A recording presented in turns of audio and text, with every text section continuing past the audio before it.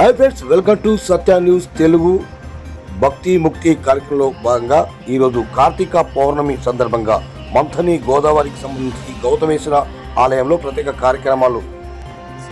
వార్త చూసినట్టయితే పెద్దపల్లి జిల్లా మంథని గోదావరి సమీపంలో ఉన్నటువంటి శ్రీ గౌతమేశ్వర స్వామి దేవాలయంలో కార్తీక పౌర్ణమి సందర్భంగా మరియు శివ కళ్యాణం, అదేవిధంగా జ్వాలా తోరణం ప్రత్యేక కార్యక్రమం ఎంతో వైభవోత్సవంగా జరుగుతున్నాయి. ఆ కార్యక్రమాల గురించి ఇప్పుడు మా సత్య న్యూస్ తెలుగులో భక్తి ముక్తి కార్యక్రమంలో భాగంగా చూడొచ్చు.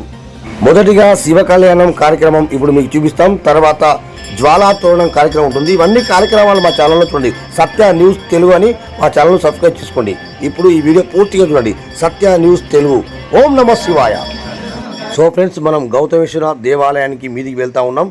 ఈ దేవాలయంలోనే గత 3 సంవత్సరాల నుంచి కార్తీక పౌర్ణమి సందర్భంగా మరి ప్రత్యేక శివ కళ్యాణం, మనం అదేవిధంగా జ్వాలా తోరణం అంటే ఇక్కడ మనకు కనబడుతూ ఉంది. ఇక్కడ గడ్డితో తోరణాలు కట్టేసి మరి దానికి అగ్ని వెలిగించి దాని కిందికి వెళ్ళి వెళ్తారండి. ఇది ఆంధ్రలో ఎక్కువ జరుగుతాయి. తెలంగాణలో మొట్టమొదటిగా మన ఉమ్మడి కర్నూలు జిల్లాలో మొట్టమొదటిగా శ్రీ గౌతమేశ్వర దేవాలయంలోనే గత 3 సంవత్సరాల నుంచి ఎంతో వైభవోత్సవంగా చేస్తూ ఉన్నారు. ఇదేండి శివాలయం. మరి ఇక్కడ ఇప్పుడు శివ కళ్యాణం జరుగుతుంది.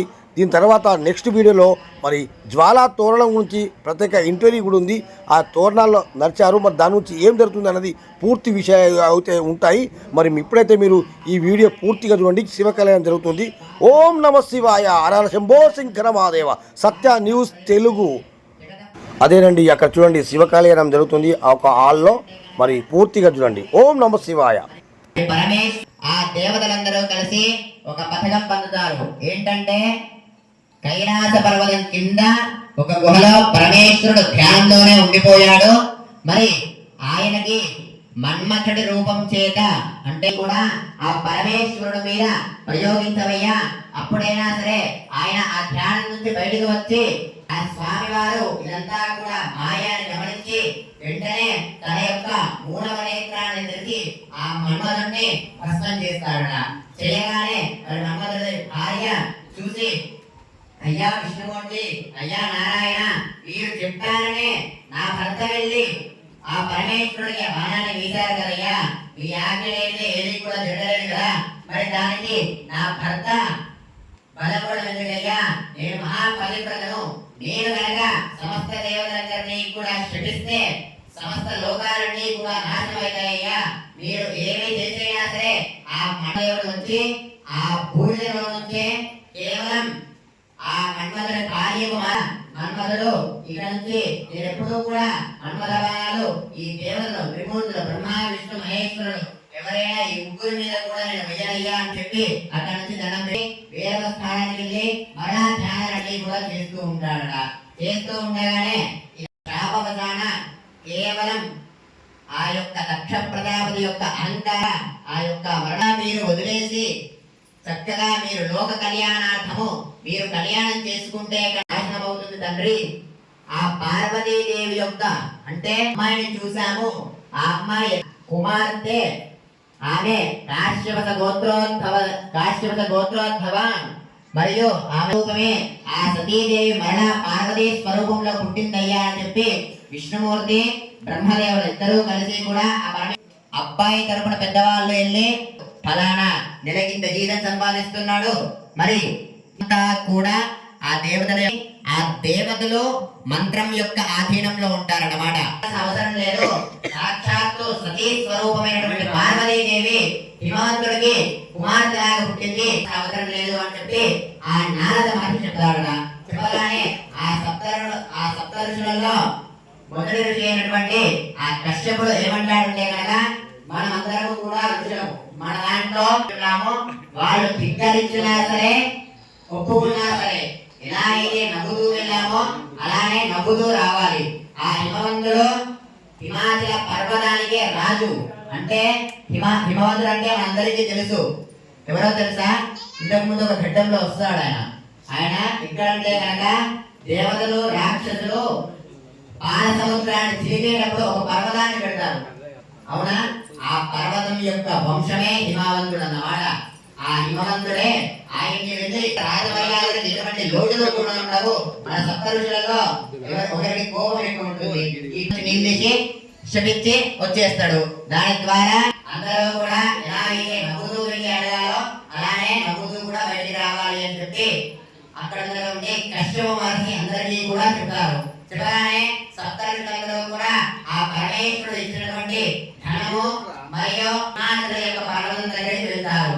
ఆ రాజ్యంలోకి వెళ్ళగానే ఆ హిమవంతుడు వారిని సప్తఋషులందరూ కూడా హఠాత్తు పరిణామంగా నా రాజ్యంలోకి వెళ్తున్నారు, నేను ఎంతో పుణ్యాన్ని చేసుకున్నాను అలా అని చెప్పి సౌందర్యవరుడు కాదు. మరియు నిర్వికల్పుడు, అన్ని కల్పాలన్నీ కూడా చేసేది ఆయనే మరియు అన్ని కలిగించేది ఆయనే, ఏమి చేయకపోయినా ఆయనే.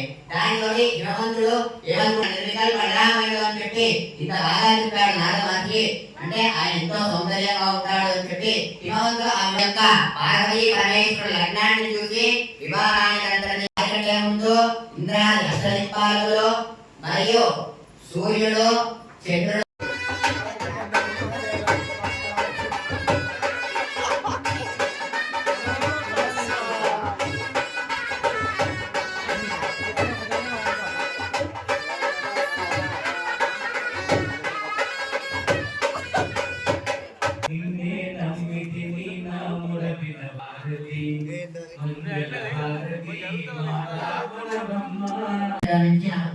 నమస్కారం చేసుకోండి.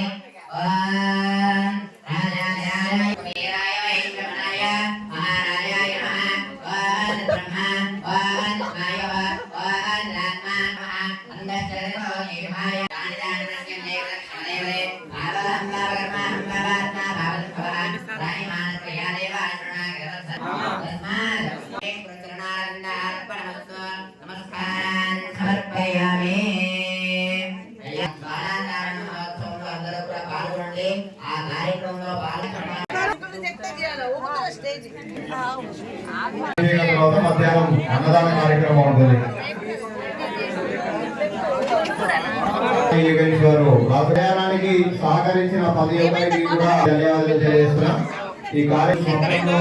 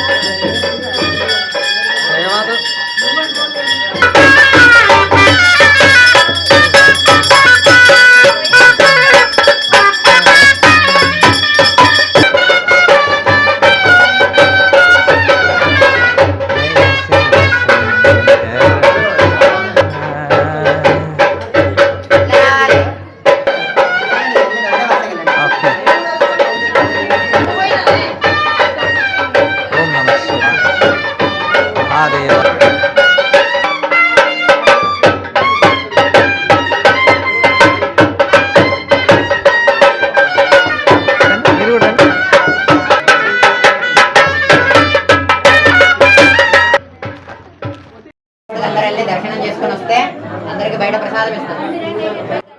సో ఫ్రెండ్స్, శివకళ్యాణం అయిపోయిన తర్వాత మరి మంత్రపుష్పం మంగళారతులు తీసుకుంటున్నారు. దీని అనంతరం మరి జ్వాలా తోరణం కార్యక్రమం ఉంటుంది. తప్పక చూడండి. ఈ యొక్క అద్భుతమైన కార్యక్రమం మా నెక్స్ట్ వీడియోలో ఉంటుంది. సత్య న్యూస్ తెలుగు అని మీరు మా ఛానల్ను సబ్స్క్రైబ్ చేసుకోండి, లాగిన్ కండి, షేర్ చేయండి, మీ అమూల్యమైన కామెంట్ పెట్టండి. సత్య న్యూస్ తెలుగు సదా మీ సేవలో. ధన్యవాదాలు.